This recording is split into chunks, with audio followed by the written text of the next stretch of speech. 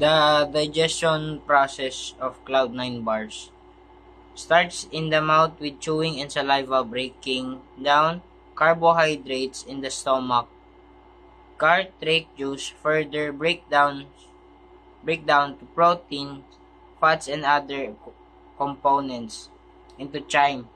In the small intestine, enzymes continue to break down nutrients for absorption into the bloodstream, and undigested components pass through the large intestine and are eliminated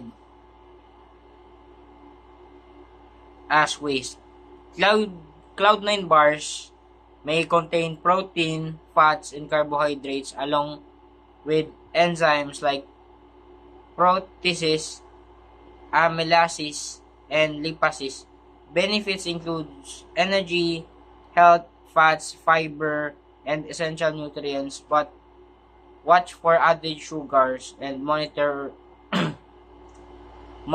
overall calorie intake for a balanced diet.